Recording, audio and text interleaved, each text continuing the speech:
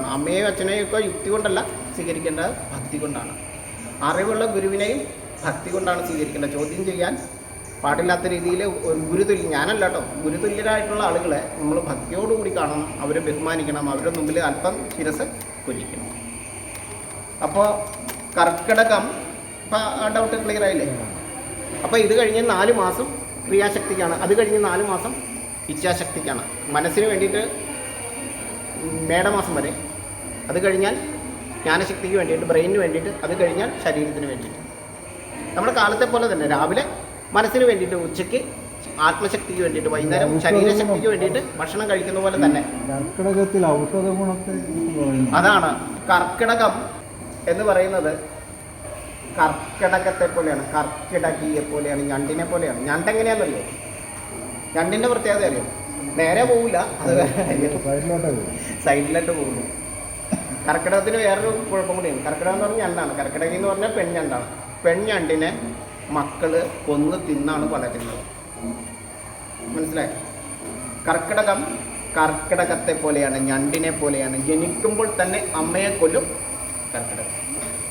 കറുത്തിരുണ്ട കരുത്തുള്ള കർക്കിടകം ജീവലോകത്തിൻ്റെ വെളിച്ചത്തെ ഊതിക്കെടുത്തും. ജനന സ്വാധീനത്തെ കുറയ്ക്കും, മരണസ്വാധീനത്തെ കൂട്ടും. ജന്തുലോകത്തിൻ്റെ കാര്യമാണ് കേട്ടോ പറയണത്. തിരിച്ചപ്പുറത്ത് സസ്യലോകത്തിന് ഏറ്റവും ഗുണമുള്ള സമയമാണ്. ജന്തുലോകത്തിൻ്റെ മരണസ്വാധീനത്തെ കൂട്ടും, രോഗാവസ്ഥയെ കൂട്ടും, ഞണ്ടിൻ്റെ സ്വഭാവത്തെ കാണിക്കും. ഞണ്ട് സ്വന്തം മാതാവിനെ തിന്നുകൊണ്ടാണ് വളരുന്നത്. നേരെയാണ് സഞ്ചരിക്കുന്നത്, വളഞ്ഞ് സഞ്ചരിക്കും. സൈഡിലേക്ക് അങ്ങോട്ടാണ് പോകണമെന്ന് പറയാൻ പറ്റില്ല, അതുപോലെ പോയിക്കളയും.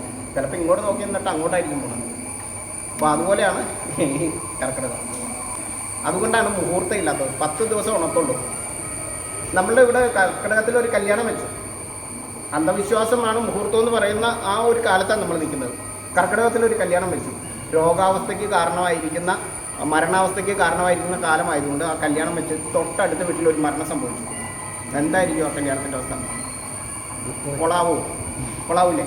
അപ്പം അങ്ങനെ മരണത്തിന് സ്വാധീനത കൂടുതലുള്ള സമയത്ത് നമ്മൾ എന്ത് ചെയ്യില്ല? മുഹൂർത്തങ്ങൾ നിശ്ചയിക്കില്ല, അല്ലേ? അടുത്തൊരാൾ പാടില്ലാതെ വന്നപ്പോഴും ഇതിനെ അത് ബാധിക്കും. ഈ മംഗളകരമായിട്ടുള്ള കർമ്മം അമംഗളമാകുന്നത് കൊണ്ടാണ് മുഹൂർത്തങ്ങളില്ലാത്തത്. 10 ദിവസം മാത്രമാണ് വെയിൽ വരെയുള്ളൂ. ബാക്കി സമയത്ത് നല്ല മഴയാണ്. എങ്ങനെയാണ്? മേഘവിസ്ഫോടനം പോലെ മഴ പെയ്യുന്ന മഴയുടെ ഉത്സവമാണ്. പാർവതിയുടെ ശിവനോടുള്ള പ്രണയത്തിൻ്റെ ദിവസമാണ് ഈ കർക്കിടക ദിവസങ്ങൾ എന്ന് പറഞ്ഞാൽ. പ്രളയം എന്ന് പറഞ്ഞാൽ പ്രണയമാണ്. മണ്ണിനോട് ജലത്തിനോടുള്ള പ്രണയത്തിൻ്റെ ഉത്സവം കൂടിയാണ്. തമോ ഗുണം കൂടും. അതുകൊണ്ട് തമോ ഗുണം എന്ന് പറഞ്ഞാൽ താമസമായിരിക്കുന്ന മണ്ണിൽ താമസിയായി വിരുന്നെത്തുന്ന പാർവതി വന്നെത്തുന്ന സമയമാണ് ഇത്. അപ്പം കർക്കിടകം ഞണ്ടിനെ പോലെയാണ്. ജനിക്കുമ്പോൾ തന്നെ അമ്മയെ കൊല്ലും കർക്കിടകം. കറുത്തിരണ്ട കരുത്തുള്ള കർക്കിടകം ജീവ വെളിച്ചത്തെ ഊതിക്കെടുക്കും. ജനന സ്വാധീന ശക്തിയെ കുറയ്ക്കും, മരണസ്വാധീന ശക്തിയെ കൂട്ടും. പിടികിട്ടിയോ? അത് പറയാം. കർക്കിടകം കറുക്കും, നമ്മൾ വെളുക്കും. കുടുംബം വരെ വെളുത്തു പോകും, നമ്മളും വെളുക്കും. സൂര്യപ്രകാശം ഏക്കാത്തതുകൊണ്ട് നമ്മൾ വെളുക്കും, കുടുംബം വെളുക്കും. കാരണം രോഗമായിരിക്കും. കാശ് കൂടുതൽ കൊണ്ട് ഹോസ്പിറ്റലിൽ കൊടുക്കേണ്ടി വരും. രോഗാവസ്ഥയായിരിക്കും, ആരോഗ്യം ക്ഷയിക്കും. സസ്യലോകത്തിന് ഔഷധ ഗുണം കൂടും. രജോ ഗുണം കുറയുന്നത് ജന്തുലോകത്തിൻ്റെ രോഗത്തിനും മരണത്തിനും കാരണമാകും. ലക്ഷ്മി ലോകം, മാതൃലോകം പെൺഞണ്ടിനെ പോലെ കർക്കിടകയെ പോലെയാകും. രോഗാവസ്ഥയിൽ മാംസ ഭക്ഷണങ്ങൾ ഉപേക്ഷിക്കണം. അതായത് കർക്കിടകത്തിൽ മാംസാഹാരം ഉപേക്ഷിക്കാൻ കാരണം വിഷാവസ്ഥയായിരിക്കും മാംസത്തിലുണ്ടാവുക കൂടുതൽ. അതുകൊണ്ടാണ് രോഗാവസ്ഥയാണെങ്കിൽ വിഷാവസ്ഥയാണല്ലോ ശരീരത്തിലുണ്ടാവുന്നത്. അതുകൊണ്ടാണ് ആ ഒരു സംഭവം വരുന്നത്. കർക്കിടകത്തിൽ ഔഷധ ഗുണം വേറും. സസ്യാഹാരം കഴിച്ചുകൊണ്ട് ഈ രോഗാവസ്ഥയെ, ഈ പ്രതിസന്ധിയെ നമുക്ക് അതിജീവിക്കാൻ കഴിയും. അതായത് കർക്കിടകത്തിൽ ഔഷധ ഗുണമേറെയുള്ള സസ്യാഹാരം കൊണ്ട് തന്നെ ആരോഗ്യത്തെ വീണ്ടെടുക്കുകയാണ് ഏക പോംവഴി. എല്ലാവർക്കും അറിയാം, നിങ്ങൾക്ക് എല്ലാവർക്കും അറിയാം. ഞാനിത് ഓർമ്മപ്പെടുത്തുന്നു മാത്രമല്ല, അല്ലാണ്ട് ഞാൻ ഈ പറഞ്ഞതിലൊന്നും എൻ്റേതായിട്ടുള്ള ഒരു സംഭവവും ഇല്ല. എൻ്റേതായിട്ട് നമുക്കൊന്നും കണ്ടുപിടിക്കാനില്ല. അത്രയും ബ്രഹ്മാണ്ഡമായിട്ടുള്ള കാര്യങ്ങൾ ഇവിടെ കർമ്മര് ചെയ്തു വെച്ചിട്ട് പോയിരിക്കുന്നത് നമ്മുടെ പൂർവികർ, നമ്മുടെ ഋഷീശ്വരന്മാർ, നമ്മളുടെ മുൻ തലമുറക്കാർ അത്രയും വലിയ ജ്ഞാനത്തെയാണ് നമ്മളിവിടെ പകർത്തി വെച്ചിട്ട് പോയിരിക്കുന്നത്. വിഷ്ണു 4 മാസം യോഗനിദ്രയിലാണ്. ആഹാരം കഴിക്കാതെ ഉപാസനാഭാവത്തിൽ ഉപവാസത്തെ സ്വീകരിച്ചുകൊണ്ട് ഇലകളെ പൊഴിച്ച് മണ്ണിനെ കവർ ചെയ്ത് മണ്ണിനെയും ജലത്തെയും ശിവനെയും പാർവതിയെയും ചേർത്ത് വെച്ച് ഈ അഗ്നിയുടെ കാലത്തെ താണ്ടി 4 മാസം ഇങ്ങോട്ട് വന്നിട്ട് അമൃത കുംഭം പേറി നിൽക്കുന്ന മോഹിനി ഭാവത്തിലേക്ക് ഉയർന്ന് ആ അമൃത കലശവുമായിട്ട് ദേവലോകത്തിന് നൽകുവാൻ, ആസുരിക ലോകത്തിന് കൊടുക്കാതെ ദേവലോകത്തിന് തരുവാനായിട്ട് മോഹിനി ഭാവം കൊണ്ട് വളരെ മനോഹരിയായിട്ട് ആരെയും ആകർഷിക്കുന്ന രീതിയിൽ ഔഷധ കുംഭം പേറി നിൽക്കുകയാണ്. നമ്മളുടെ മുറ്റത്ത് നിൽക്കുന്ന ഓരോ ചെടിയിലും ഔഷധ ഗുണമേറും. കാരണം ധന്വന്തിരിയായിട്ട് അവതരിച്ചേക്കണം. ഈ കർക്കിടക മാസത്തിൽ കറുത്തവാവ് മുതൽ വിഷ്ണു വെറും വിഷ്ണു അല്ല, ആരെയും മോഹിപ്പിക്കുന്ന ഏത് മൃത്യുവിനെയും അതിജീവിക്കാൻ ശേഷിയുള്ള ധന്വന്തിരിയായിട്ട് അവതരിച്ചാണ് നമ്മുടെ മുറ്റത്ത് വരുന്നത്. അപ്പോൾ കർക്കിടക മാസത്തിൽ കറുത്തവാവിന് ശേഷമുള്ള ദിവസങ്ങളിൽ നമ്മൾ ഔഷധ സേവയെ ചെയ്താൽ ഏത് മൃത്യുവിനെയും അതിജീവിക്കാനുള്ള കഴിവ് ആർക്കുണ്ട്? ഔഷധിക്കുണ്ട്. അത് 100% നമുക്ക് കഴിക്കാൻ പറ്റുന്ന, സൗജന്യമായി കിട്ടുന്ന, ഒരു നാണക്കേടുമില്ലാതെ ആർക്കും ഉപയോഗിക്കാൻ പറ്റുന്ന, ആർക്കും കൊടുക്കാൻ പറ്റുന്ന ഒരു ഉൽപ്പന്നമാണ് സസ്യലോകത്തിൻ്റെ ഈ ധന്വന്തിരിയായി തരുന്ന ആ അമൃത കലശം. പിടികിട്ടിയോ? മുക്കുറ്റി ഏറ്റവും പവിത്രമുള്ള ചെടിയായിട്ട് മാറുന്നത് അവിടെയാണ്. മുക്കുറ്റി പാർവതിയാണ് അല്ലേ? പാർവതി എന്ന് പറഞ്ഞാൽ ജലമാണ്. ഓക്സിജൻ കണ്ടുള്ള ഏറ്റവും അമൃത ജലമാണ് നമ്മുടെ പാർവതി. ആ പാർവതി മുക്കുറ്റിയിൽ കുടിയിരിക്കും. അതുകൊണ്ടാണ് മുക്കുറ്റിച്ചാറ് തോടുന്നതും മുക്കുറ്റി തലയിൽ ചൂടുന്നതും. അല്ലാണ്ട് നമുക്ക് മാനസിക രോഗമോ ഭക്തിഭ്രാന്തോ അന്ധവിശ്വാസം ഉണ്ടായതുകൊണ്ടല്ല എന്ന് അറിയണം. അപ്പോൾ ഏതൊരു, അതായത് കറുകത്തുമ്പിലും സൂര്യനെ കാണാൻ പറ്റും കർക്കിടകത്തിൽ. മുരിങ്ങ ഔഷധ ഗുണമുള്ള സസ്യമാണ്. പക്ഷേ മുരിങ്ങയില 100 എണ്ണ എടുക്കുന്നതിൻ്റെ ഫലം 1 എണ്ണ എടുത്താൽ കിട്ടും കർക്കിടകത്തിൽ. മുരിങ്ങയില എടുക്കേണ്ടെന്നല്ല, 100 ഇല എടുക്കുന്ന സമയത്ത് 1 എണ്ണ എടുത്താൽ മതി. ചേമ്പല ഒരു ചെറിയ തണ്ടിട്ടാൽ ഒരു ചേമ്പ് മുഴുവൻ കറി വയ്ക്കുന്ന അവസ്ഥയാവും. എന്തും അധികമായി കഴിഞ്ഞാൽ വിഷമാവും, അമൃതും വിഷമാവും. അതുപോലെ ഔഷധ ഗുണം ഏറിക്കഴിഞ്ഞാലും അതുകൊണ്ട് ബുദ്ധിമുട്ടുണ്ടാവും. അതുകൊണ്ടാണ് കർക്കിടകത്തിൽ നമ്മൾ ഈ ഒരു രീതിയിൽ ഭക്ഷണം കഴിക്കണമെന്ന് പറയുന്നത്. നേരത്തെ നമ്മൾ കൊയ്തെടുത്ത് വെക്കുന്ന അല്ലെങ്കിൽ എടുത്ത് ശേഖരിച്ച് വയ്ക്കുന്ന ധാന്യങ്ങൾക്കല്ല കർക്കിടക മാസത്തിൽ ഗുണമുള്ളത്. അപ്പോൾ കുംഭത്തിലൊക്കെ കൊയ്ത് കയറ്റി വെച്ചേക്കുന്നത് കർക്കിടക മാസത്തിൽ കഴിച്ചാൽ പ്രത്യേകിച്ചൊന്നുമില്ല. പക്ഷെ അതിനാണ് ഇലക്കറികൾക്ക് പ്രാധാന്യം വരുന്നത്, 10 ഇലകൾക്ക് പ്രാധാന്യം വരുന്നത്. കർക്കിടക മാസത്തിൽ ആ സൗരോർജ്ജത്തിൽ വിളയുന്ന, പൂക്കുന്ന, കായ്ക്കുന്ന ആ ജൈവമായിരിക്കുന്ന ആ വിഷ്ണുവിൻ്റെ ജീവനാംശത്തെ പെട്ടെന്ന് സ്വീകരിക്കാൻ വേണ്ടിയിട്ടാണ് ഇലക്കറികളിലേക്ക് നമ്മൾ തിരിയുന്നത്. ആ ഇലകളിൽ ഔഷധ ഗുണം ഉള്ളതുകൊണ്ട് ആ സമയത്ത് പറിച്ചെടുക്കുന്നത് എന്തിനും ഔഷധ ഗുണമുണ്ടാകും. അതാണ് ഔഷധിയായിട്ട് മാറുന്നത്. അപ്പോൾ വിഷ്ണു 3 അവസ്ഥകളിലൂടെ പോകുന്നുണ്ട്. അതിൽ യോഗനിദ്ര വിട്ട് ഔഷധി ഭാവത്തിലേക്ക് മാറി നിൽക്കുന്ന 4 മാസത്തിലെ ആദ്യത്തെ ദിവസമാണ് ഈ പറയുന്നത്. അപ്പോൾ പൂർണ്ണ കുംഭവുമായിട്ട് അമൃത കലശവുമായിട്ട് പ്രത്യക്ഷപ്പെടുന്ന വിഷ്ണുവിൻ്റെ ദിവസമാണ് കർക്കിടക മാസത്തിലെ കറുത്തവാവ്. അപ്പോഴാണ് നമ്മൾ മുഴുവൻ പൂർവികരെയും ഭക്തിയാ സ്മരിച്ചുകൊണ്ട് നമസ്കരിച്ചുകൊണ്ട് ആ വിഷ്ണു ലോകത്തിന് വേണ്ടി, വൃക്ഷലോകത്തിന് വേണ്ടി, നമ്മളുടെ ജീവനാംശമേകുന്ന നമ്മളുടെ ഹരിത ലോകത്തിന് വേണ്ടി ഒരു ദിവസം ജീവിതത്തെ മാറ്റിവെക്കുന്നത്. ഡൗട്ട് ഉണ്ട് അതിനകത്ത്? ഇത് കേട്ടിട്ട് എന്താ തോന്നുന്നു? കർമ്മങ്ങളുടെ പ്രാതിനിധ്യം, ബലി നടത്തുന്നതിൻ്റെ പ്രാതിനിധ്യം, ഇത് ഒരു ആചരണ രീതിയാണ്. നമ്മൾ ഉദകക്രിയ എന്ന് പറയുന്നത്, ജലം കൊടുത്ത് ഉദകക്രിയ ചെയ്യുമ്പോഴാണ് നമ്മൾ പിതൃവൈകുണ്ഠ ലോകം പ്രാപിക്കുന്നത്. ആ വൈകുണ്ഠ ലോകത്തെയും നമ്മൾ ബലിതർപ്പണങ്ങളിലൂടെ മാത്രം, ഇങ്ങനെ സല്യൂട്ട് അടിച്ചിട്ട് കാര്യമില്ല ഇതിലാണ്. അപ്പം നമ്മൾ അതിൻ്റേതായിട്ടുള്ള ഉപചാരങ്ങളെ ഒരിക്കലും മറന്നു പോകാതെ കൈക്രിയയിലൂടെ, ഇത് മണ്ണ്, ജലം, വായു, അഗ്നി, ആകാശം എന്ന് പറയുന്ന പഞ്ചഭൂതമാണ്. ഇതോ തൊപ്പ്, നാക്കും, മുക്ക്, കണ്ണ്, ചെവി എന്ന് പറയുന്ന 5 വിരലുകളാണ്. ഇതുകൊണ്ട് മറന്നു പോകാതിരിക്കാനാണ് കർമ്മത്തെ ചെയ്യുന്നത്. അതായത് മന്ത്രം തെറ്റിയാലും കൈക്രിയ തെറ്റാൻ പാടില്ല. അപ്പോൾ മന്ത്രവും തന്ത്രവും യന്ത്രവും ഉപയോഗിച്ചിട്ട് ഇതൊരിക്കലും മാറാതെയും മറക്കാതെയും ഇരിക്കുന്നതിന് വേണ്ടിയിട്ടാണ് നമ്മൾ ബലിതർപ്പണങ്ങളെല്ലാം ചെയ്യുന്നത്. ഈ സസ്യലോകത്തിന് നമ്മുടെ മൗലികതയ്ക്ക് കാരണമായിരിക്കുന്ന, നമ്മുടെ ലൗകികതയ്ക്ക് കാരണമായിരിക്കുന്ന, നമ്മളുടെ മനുഷ്യനെ രാജാവാക്കുന്ന ആ തലയിൽ കിരീടത്തെ ചൊടിക്കുന്ന, അല്ലെങ്കിൽ നമ്മളുടെ ചെങ്കോലിനെ നമ്മളുടെ കയ്യിലേക്ക് തരുന്നത് വിഷ്ണുവാണ്. ആ വിഷ്ണുവിൻ്റെതാണ് ഈ ചെങ്കോലും കിരീടവും. അത് ജ്ഞാനിയായിട്ടുള്ള മനുഷ്യനാണ് എടുത്ത് തലയിൽ വെക്കേണ്ടത്. അതായത് നരൻ നാരായണനാകുമ്പോൾ മാത്രമാണ് ആ കിരീടം അണിയാനുള്ള അവകാശമുണ്ട്. മനുഷ്യന് വേണ്ടിയിട്ടല്ല, സർവ്വ ജീവലോകത്തിനും വേണ്ടിയിട്ട് സസ്യലോകത്തെയും ജന്തുലോകത്തെയും ഒന്നിച്ച് യുഗ്മമായിട്ട് ഒരുപോലെ എല്ലാത്തിനെയും പരിപാലിക്കാൻ ശേഷിയുള്ളവൻ്റെ തലയിലാണ് ആ കിരീടം ഇരിക്കുന്നത്. അങ്ങനെയുള്ളവനാണ് രാജാവ്. അപ്പോൾ നമ്മൾ ഈ ഉദകക്രിയയെ ചെയ്ത് നമ്മൾ ഭക്തിയാൽ പരം ഓരോ കർമ്മത്തെയും ചെയ്യുന്നത് അതിൻ്റെ അർത്ഥം തെറ്റിപ്പോകാതിരിക്കാൻ വേണ്ടിയിട്ടാണ്. അമ്പലത്തിൽ പോയി ഇങ്ങനെ തൊഴാൻ കുഴപ്പമില്ലല്ലോ, പക്ഷെ അത് തൊഴിലാവുമോ? ഇല്ല. ഇങ്ങനെ നിന്നാലും നമുക്ക് തൃപ്തിയാവില്ല. ഇതിനൊരു രീതിയുണ്ട്, ഒരു സയൻസ് ഉണ്ട്. അതുകൊണ്ടാണ് പാദം ചേർത്ത് വെച്ച്, ഇതുപോലെ പാദം ഇങ്ങനെ ചേർത്ത് വെച്ചിട്ട് ഇങ്ങനെ വെച്ച് നമ്മൾ നിൽക്കുമ്പോഴാണ് ഭക്തിയുടെ മുദ്രയിലേക്ക് വരുമ്പോൾ. അങ്ങനെ ചെയ്യുമ്പോൾ മാത്രമാണ് അതിന് റിസൾട്ട് കിട്ടുന്നത്. ഇങ്ങനെ നിന്ന് കഴിഞ്ഞാൽ അതൊരു തൊഴിലല്ല, ഒരു ചട്ടങ്ങ് മാത്രമാണ്. പക്ഷെ അതല്ല, നമ്മൾ യഥാർത്ഥത്തിൽ ഓരോന്നിനും സയൻസ് ഉണ്ട്. അതെന്തുകൊണ്ടാണെന്ന് ചോദിച്ചാൽ ദൈവഗണം എന്ന് പറയുന്ന അഗ്നിയും ആഘോഷം ചേർന്നതായതുകൊണ്ടാണ്. നമ്മൾ എത്ര തിരക്കിനിടയിലും പോയിട്ട് ഞാനിവിടെ പറഞ്ഞിട്ടുണ്ട്, അമ്പലത്തിൻ്റെ മുമ്പിൽ ഒരു ദർശനം കിട്ടാൻ നിന്ന് കഴിഞ്ഞാൽ അതിൻ്റെ പകുതി സമയം നമ്മൾ കണ്ണടച്ച് നിൽക്കും. എന്നാൽ ഇത് കാണാനാണ് ഒന്നെങ്കിലും കണ്ണു തുറന്നാൽ വിളിച്ചാൽ പറഞ്ഞു ചോദിച്ചാൽ അത് പറ്റില്ല. കാരണം നമ്മുടെ മനസ്സ് സമ്മതിക്കില്ല. അകവും പുറവും നമ്മൾ തിങ്ങണം. ഗുരു പറഞ്ഞ പോലെ അകവും പുറവും ഉണ്ട്. നമുക്ക് അകക്കാഴ്ച ഉണ്ടാവണം, പുറത്തിനും കാഴ്ച. അപ്പോൾ ഡാർക്ക് എനർജിയും വൈറ്റ് എനർജിയും ചേരുമ്പോഴാണ് ഭക്തിയുടെ അവസ്ഥയിലേക്ക് എത്തുന്നത്. അതുകൊണ്ടാണ് ധ്യാനത്തിലേക്ക് വരുമ്പോഴത്തേക്ക് പാതി കണ്ണ് അടച്ചിട്ട് മൂക്കിൻ്റെ അഗ്രത്തിലേക്ക് നോക്കി, മൂക്കിപ്പൊടി ആരെങ്കിലും മുളക് പൊടിയോ കൊണ്ടുവരുന്നുണ്ടെങ്കിൽ നമുക്കറിയാൻ പറ്റും അല്ലേ. നമ്മൾ ധ്യാനത്തിലിരിക്കും, എന്നെ കുറച്ച് മുളക് പൊടി ഇട്ടേക്കാന്ന് വിചാരിച്ചതാണ്. അപ്പോൾ മൂക്ക് എപ്പോഴും ശ്രദ്ധിച്ചുകൊണ്ടിരിക്കണം, കണ്ണടച്ചിരിക്കരുത്. അതാണ്. ഇനി എന്തെങ്കിലും സംശയം ഉണ്ടാക്കാൻ ഈ അന്ധവിശ്വാസം ഈ പറയുന്ന അതിലെൻ്റെ പ്രാതിനിധ്യം അല്ലെങ്കിൽ എൻ്റെ പ്രത്യേകത, അത് അന്ധവിശ്വാസമാണോ യാഥാർത്ഥ്യം? ഈ പറയുന്ന പദത്തിൻ്റെ പ്രത്യേകത എന്താണ്? അന്ധവിശ്വാസം. അന്ധവിശ്വാസം അന്ധമായിട്ട് വിശ്വസിക്കുന്നത്. ഇപ്പം ഞാൻ പറയുന്നതിന് നിങ്ങൾ യാതൊരു കാരണവശാലും വേറെ എല്ലാവരും പറഞ്ഞതിനെ തള്ളിക്കളഞ്ഞുകൊണ്ട് ഇനി ഞാനിപ്പോൾ പറഞ്ഞത് മാത്രമാണ് ശരിയെന്ന് പറയുന്നതാണ് അന്ധവിശ്വാസം. നമുക്ക് ചൂടുവെള്ളം കുടിക്കാൻ ആഗ്രഹിച്ചു, തിളച്ച വെള്ളം കുടിക്കാൻ എന്തായിരിക്കും അവസ്ഥ? തണുത്ത വെള്ളം കുടിക്കാൻ ആഗ്രഹിച്ചു, ഐസ് കട്ട എടുത്ത് വിഴുങ്ങണം, എന്തായിരിക്കും അവസ്ഥ?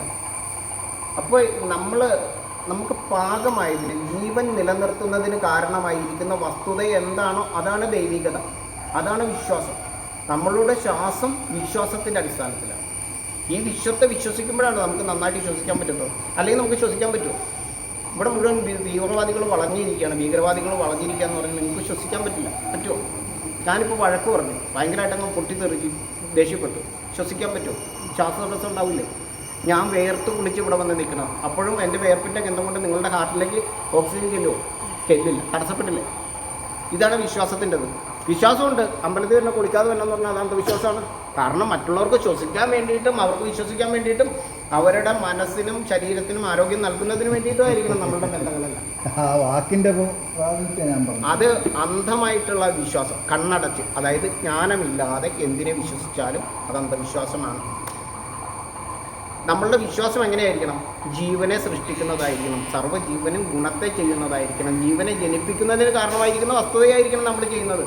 നമ്മൾ കറി വെക്കുന്നത് ഒരു ജീവിയുടെ ജീവനെ ഹനിച്ചുകൊണ്ടാണ്, അതിൻ്റെ ശവമാണ് നമ്മൾ കറി വെക്കുന്നതെങ്കിൽ അത് അന്ധവിശ്വാസത്തിൻ്റെ പട്ടികപ്പെടുന്നതാണ്.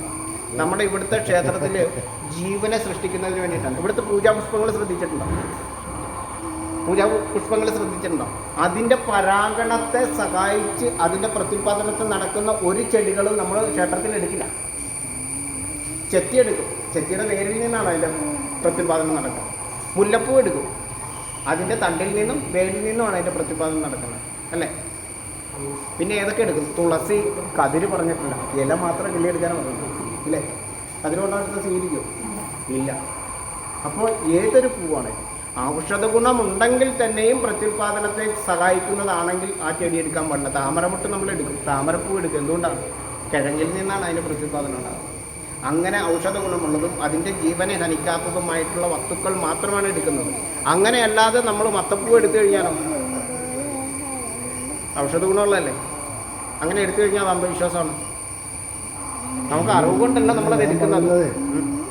കാണുമ്പോൾ നമുക്ക് കണ്ട് നമുക്ക് വിശ്വസിക്കാം, കാണാതെ വിശ്വസിക്കുന്നത് അതാണ് അന്ധവിശ്വാസം. അയ്യോ, കാണാതെ വിശ്വസിക്കുന്നതല്ല അന്ധവിശ്വാസം. ഇന്നതുണ്ട് എന്ന് നേരിട്ട് കണ്ടു വിശ്വസിക്കുന്നതും കാണാതെ വിശ്വസിക്കുന്നു. കാണാതെ വിശ്വസിക്കുന്നതിനാണ് നമ്മളുടെ അറിവിലെ നമ്മളുടെ അറിവിൽ 50% കണ്ടെങ്കിലേ വിശ്വസിക്കുള്ളൂ, കാണാതെ വിശ്വസിക്കുമ്പോഴാണല്ലോ അതിൻ്റെ ശക്തി. അല്ല, നമ്മളുടെ അറിവിൽ 50% കേട്ടറിവാണ്, കാണാതെയാണ്. നമ്മൾ കേട്ടറിയുന്നതാണ്. നമ്മളെ അമ്മമാരാണ് ആ കേട്ടറിവിൻ്റെ കാരണം. അമ്മമാർ പറഞ്ഞു തരുന്നതാണ് ഇപ്പോൾ വരെ എത്തിച്ചേക്കുന്നത്. അതിൻ്റെ 50% അറിവും അമ്മമാർ തന്നേക്കുന്നത് അല്ലെങ്കിൽ അച്ഛന്മാർ തന്നേക്കുന്ന കേട്ടറിവാണ്. കണ്ടറിയുന്നത് അതിൻ്റെ പകുതിയുള്ളൂ. 50%-ൻ്റെ പകുതിയുള്ളൂ കണ്ടറിയുന്നത്. അപ്പോൾ 75% അറിവായിരുന്നു.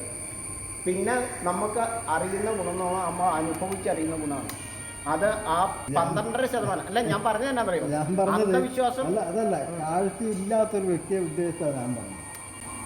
കാഴ്ചയില്ലാത്ത ഇല്ലാത്തൊരു വ്യക്തി അന്ധവിശ്വാസം, അന്ധവിശ്വാസം. അതെന്താണെന്നറിയോ? നമ്മൾ കാണുമ്പോൾ നമ്മൾ കണ്ട് വിശ്വസിക്കണം. അതല്ല, അന്ധനെന്ന് പറയുമ്പോൾ കാണാതെ വിശ്വസിക്കണം. കാണാതെ വിശ്വസിക്കണം എന്ന് പറയുന്നത് കാണണ്ട. ബ്രെയിൻ കാണാതിരിക്കുമ്പോൾ നമ്മളുടെ അറിവിൻ്റെ 25% കുറഞ്ഞു. ബ്ലൈൻഡ് ആണെങ്കിൽ പറ്റൂല. ഇതെന്താണെന്നറിയോ? നമ്മൾ ബ്ലൈൻഡ് ആയെന്ന് വെച്ചാൽ നമുക്ക് കണ്ണില്ലെങ്കിൽ ഒരാൾ കണ്ണ് കാണാത്ത ഒരാളിരിക്കുക, ചെവി കേൾക്കാത്ത ഒരാളിരിക്കുക, മൂകനായിട്ടുള്ള ഒരാളിരിക്കുക. അതിലാർക്കായിരിക്കും അറിവ് കൂടുതൽ? ഒരാൾക്ക് കണ്ണ് കാണാൻ പാടില്ല, ഒരാൾക്ക് ചെവി കേൾക്കാൻ പാടില്ല, ഒരാൾക്ക് മിണ്ടാൻ പാടില്ല. ആർക്കായിരിക്കും അറിവ് കൂടുതൽ? നമ്മൾ ചെവി കേൾക്കാൻ പാടില്ലാത്ത ആൾക്ക് അറിവ് കുറവായിരിക്കും. കുറവ് കേട്ടറിവ് ഉണ്ടാവില്ല. ഇവിടെ കൂടുതലുള്ള ആള് അന്ധനായിരിക്കും, അറിവ് കൂടുതലുണ്ടാവുക. അയാള് അവിടെ ആ 5 കൂടി ഒന്ന് പോയി കഴിഞ്ഞാൽ അപ്പം ചോദിക്കും, അത് ബാബു അല്ലേടാ അതെന്ന് ചോദിക്കും. ചോദിച്ചിട്ടില്ലേ? എങ്ങനെ അറിയണേ? 100 പേര് നിൽക്കുമ്പോഴും അവർ ചോദിക്കും, എന്ത് ചോദിക്കും? ബാബു അല്ലേ പോയത്? അല്ലെന്ന് പറഞ്ഞാൽ സമ്മതിക്കുമോ? വിടുവോ? രക്ഷപ്പെടുവോ? അവരെടുക്കും. ഓണ പറഞ്ഞാൽ പോലും അവർ കൃത്യമായിട്ട് പിടിച്ചിടും. മനസ്സിലായോ? അപ്പം ഇത് അദ്ദേഹം പറഞ്ഞില്ലേ, അന്ധനാണ് അറിവ് കൂടുതലുണ്ടാവുക. അപ്പം എങ്ങനെയാണ് പറയുക? അന്ധവിശ്വാസം അതുമായിട്ട് ബന്ധപ്പെട്ടതല്ല. 5 ഇന്ദ്രിയങ്ങളിൽ നിന്ന് നമ്മൾ ആവാഹിച്ചെടുക്കുന്ന ജ്ഞാനത്തെ കൂട്ടിവെച്ചിട്ട് നമ്മളത് ബ്രെയിനിൽ ചിട്ടപ്പെടുത്തി കഴിയുമ്പോൾ തുര്യം എന്ന് പറയുന്ന 4ാമത്തെ അവസ്ഥയുണ്ട്. അതാണ് ജ്ഞാനം. ആ ജ്ഞാനം നിറയുമ്പോഴാണ് ഞാനെന്ന് പറയുന്ന അവസ്ഥയിൽ നിന്ന് ജ്ഞാനം എന്ന് പറയുന്ന അവസ്ഥയിലേക്ക് നമ്മൾ മാറുന്നത്. ഞാനെന്താണെന്ന് ചോദിക്കുക, എൻ്റെ കണ്ണ്, എൻ്റെ കാല്, എൻ്റെ ആത്മാവ്, എൻ്റെ ശരീരം, എൻ്റെ മനസ്സ് എന്നൊക്കെ പറയുമ്പോൾ ഞാനെന്താണെന്ന് ചോദിച്ചാൽ എല്ലാം സിമ്പിളായിട്ടുള്ള ഉത്തരവുണ്ട്. ഇത് 3 കൂടി ചേരുമ്പോൾ മാത്രമാണ് തുര്യം എന്ന് പറയുന്ന 4ാമത്തെ അവസ്ഥ, ഞാൻ എന്ന് പറയുന്ന അവസ്ഥ ഉണ്ടാവും. ഞാൻ അഹങ്കാരത്തെ വിട്ടു കഴിഞ്ഞാൽ ഞാൻ എന്ന് പറയുന്ന അവസ്ഥയിലേക്ക് വരും. ആത്മശക്തിയായിരിക്കും നമ്മൾ നയിക്കുന്നത്. അപ്പോൾ പറയും, നല്ല ആത്മചൈതന്യമുള്ള ആളാണ് കേട്ടോ പോകുന്നതെന്ന് പറയും. അത് നമുക്ക് ആ അറിവിലായിരിക്കും നമ്മൾ സഞ്ചരിക്കും. സാറേ, കർക്കിടക മാസത്തെക്കുറിച്ച് എന്താ തോന്നുന്നത്? ഞാനീ പറഞ്ഞ കാര്യം, അതായത് നമ്മളിപ്പോൾ ചെയ്യുന്നത് നമ്മളുടെ മരിച്ചുപോയ അച്ഛനും അമ്മയ്ക്കും വേണ്ടിയിട്ടാണ് നമ്മൾ, അല്ലെങ്കിൽ നമ്മളുടെ ഗുരുനാഥന്മാർക്ക് വേണ്ടി, അല്ലെങ്കിൽ നമ്മളുടെ ബന്ധുമിത്രാദികൾക്ക് വേണ്ടിയിട്ട് മാത്രമുള്ള ഒരു ബലിയായിട്ടാണ് നമ്മളിതിനെ കാണുന്നത്. പക്ഷേ വൈകുണ്ഠ ലോകത്തിൽ ആവാഹിച്ച് നിൽക്കുന്ന 7 തലമുറയിലുള്ള ആളുകളെ വഹിച്ച് പേര് നിൽക്കുന്ന, ശരീരാംശത്തെ പേര് നിൽക്കുന്ന ഈ വൈഷ്ണവ ലോകത്തിനെ, ഈ വിഷ്ണുവിനെ അമൃത കുംഭം പേര് നിൽക്കുന്ന, ഈ ധന്വന്തരി ഭാവത്തിൽ നിൽക്കുന്ന, മഹായാമോഹിനി ഭാവത്തിൽ നിൽക്കുന്ന ഈ സസ്യലോകത്തെയാണ് നമ്മൾ നമസ്കരിക്കുന്നതെന്നുള്ള തിരിച്ചറിവാണ് നമുക്ക് ആദ്യം ഉണ്ടാകേണ്ടത്. വിഷ്ണുവിൻ്റെ മോഹിനി ഭാവമാണ് ഞാൻ പറഞ്ഞ ജാതി തൊട്ട് താഴത്തേക്കുള്ള എല്ലാ ചെടികൾക്കുള്ളത്. രാജമല്ലി, ചെട്ടി, ചെമ്പരത്തി തുടങ്ങിയ എല്ലാ ചെടികളും വിഷ്ണുവിൻ്റെ മോഹിനി ഭാവമാണ്. അതിനെയാണ് ദുർഗ എന്ന് പറയുന്നത്. പിടികിട്ടി? ആ ദുർഗയാണ് വിഷ്ണുവിൻ്റെ മോഹിനി ഭാവം. ജീവിച്ചിരിക്കുമ്പോൾ നമ്മൾ ഒരു ആഹാരം പോലും കൊടുക്കാതെ, വസ്ത്രങ്ങൾ കൊടുക്കാതെ, കൂടുതൽ കഷ്ടതയും ദുരിതവും അനുഭവിച്ച് കഴിയുമ്പോൾ സമയാസമയങ്ങളിൽ വെള്ളം പോലും കൊടുക്കാതെ മരിച്ചു കഴിഞ്ഞാൽ, അത് കഴിഞ്ഞതിന് ശേഷം ശേഷക്രിയകൾ ബലിക്കർമ്മ കൂടുതൽ പൈസ കൊണ്ടൊക്കെ ബലിക്കർമ്മങ്ങൾ ചെയ്യുന്നതിൽ എന്താ അർത്ഥം? അതിന് മുമ്പൊരു കർമ്മമുണ്ട്. ഈ മരണാനന്തര കർമ്മത്തിന് മുമ്പൊരു കർമ്മമുണ്ട്. അത് ചെയ്തതിന് ശേഷം അതിൻ്റെ തുടർച്ചയായിട്ട് വരുന്നതാണ് മരണാനന്തര കർമ്മം. അതെന്ത് കർമ്മമാണെന്നറിയോ? അത് ജനനാനന്തര കർമ്മമാണ്. ജനനാനന്തര കർമ്മം ചെയ്ത ഒരാൾക്ക് മാത്രമേ മരണാനന്തര കർമ്മത്തിന് താരം പാച്ചി ഇരിക്കാനായിട്ട് പറ്റുള്ളൂ. അല്ലെങ്കിൽ നാട്ടുകാരെന്ത് പറയും? അല്ലേ? അടിയന്തരം നടത്തിയിട്ട് കാര്യമില്ല. ജനനാനന്തര കർമ്മത്തെ ചെയ്ത് ശുദ്ധി വരുത്താത്ത ഒരു മക്കളും എത്ര ഗംഗയിൽ പോയി മുങ്ങിയാലും, എത്ര കൊമ്പിട്ട് കുഞ്ഞു കുത്തി താറുപാച്ചി ഇരുന്നാലും അത് മരണാനന്തര കർമ്മമാവില്ല. നമ്മുടെ ആത്മശുദ്ധി കൊണ്ടാണ്. ശ്രാദ്ധം എന്ന് പറയുന്നത് ശ്രദ്ധയോടുകൂടി ചെയ്യേണ്ടതാണ്. ജനിക്കുമ്പോൾ മുതൽ ആ ശ്രദ്ധ നമ്മളില്ലെങ്കിലും മരിക്കാൻ നേരത്ത് മാത്രം കർമ്മം ചെയ്യാൻ ഇരുന്നു കഴിഞ്ഞാൽ ഇരുത്തില്ല. അപ്പം ഞാനിവിടെ ഒരു കാര്യം പറഞ്ഞിട്ടുണ്ട് നേരത്തെ. നമ്മൾ ഒരാളെ അച്ഛനെ കൊന്നു, അല്ലെങ്കിൽ ഗുരുവിനെ കൊന്നു, അല്ലെങ്കിൽ മാതുലിനെ കൊന്നു, അങ്ങനെയുള്ള ഒരാൾക്ക് ആ ബലിതർപ്പണം നടത്താനുള്ള അധികാരമുണ്ടോ? ഉണ്ടോ? ഇല്ല. അയാൾ എവിടെയായിരിക്കും അന്നേരം? പോലീസ് സ്റ്റേഷനിലായിരിക്കുമോ? ജയിലിലായിരിക്കുമോ? എൻ്റെ അച്ഛൻ്റെ 16 ചടങ്ങ് കഴിഞ്ഞ് വരാൻ സാറേ എന്ന് പറഞ്ഞാൽ അവർ സമ്മതിക്കുമോ? സമ്മതിക്കില്ല, ഇല്ലേ? അപ്പോൾ നമ്മളുടെ ജനനാനന്തരമുള്ള കർമ്മങ്ങൾ മാത്രമാണ് മരണാനന്തര ക്രിയയ്ക്ക് നമ്മളെ പ്രാപ്തരാക്കുന്നത്. അല്ലെങ്കിൽ അവൻ ശിരസ് കൊനിച്ച് അവിടെ നിൽക്കുള്ളൂ. ആണോ? അമ്മയ്ക്ക് വെള്ളം കൊടുക്കാതെ, അച്ഛന് വെള്ളം കൊടുക്കാതെ, അച്ഛനോട് മിണ്ടാതെ, അച്ഛനെ ഒരിക്കൽ പോലും കെട്ടിപ്പിടിക്കാതെ, മരിക്കുമ്പോൾ പോയിട്ട് കെട്ടിപ്പിടിച്ച് കരയുന്നതും. എല്ലാവരും മക്കളെ കെട്ടിപ്പിടിച്ച് വളർത്തുന്നുണ്ടോ? ഇത് പറയണ എന്നാന്ന് വെച്ചാൽ പിന്നെ കെട്ടിപ്പിടിക്കാൻ ചെന്നാൽ സമ്മതിക്കില്ല. കരച്ചിലിന് അർത്ഥമുണ്ട്. അപ്പോൾ കരച്ചിലിന് അർത്ഥമുണ്ട്. കരച്ചിലിൻ്റെ അർത്ഥമുണ്ട്. പക്ഷേ ചെയ്യേണ്ട കർമ്മം ചെയ്തിട്ട് കരയുമ്പോഴാണ് മറ്റുള്ളവർക്ക് കൂടെ കരയാൻ തോന്നുന്നത്. അല്ലെങ്കിൽ പല്ലിറുമുള്ളൂ കൂട്ടത്തിൽ, അല്ലേ? അല്ലേ? അച്ഛാ അമ്മയെന്നൊക്കെ പറഞ്ഞ് കരയുമ്പോഴത്തേക്കും നമ്മൾ ഭയങ്കര പാസം കിട്ട് കരയുമ്പോഴത്തേക്കും മറ്റുള്ളവർക്ക് എന്താ തോന്നണേ? ഒരു വെറുപ്പ് തോന്നുള്ളൂ. സഹതാപം എന്ന് പറയുന്ന പോലും ഉണ്ടാവില്ല. അപ്പോൾ അതാണ് ജീവിതം. അപ്പോൾ മരണാനന്തര കർമ്മം ചെയ്യുന്നതിന് മുമ്പുള്ള ജനനാനന്തര കർമ്മത്തിന് വേണ്ടിയിട്ടാണ് നമ്മൾ പഠിക്കേണ്ടത്. ആ പഠനമാണ് ഇല്ലാതെ പോയി. ഈ തലമുറകൾ മുഴുവൻ അന്ധമായിട്ടുള്ള ഇപ്പോൾ ഉള്ള പ്രതിസന്ധിയുടെ കാരണം ആ പഠനത്തിൻ്റെ കുറവാണ്. അതിനെയാണ് നമ്മൾ പരിഹരിക്കാൻ പറ്റുമെന്ന് നോക്കണം.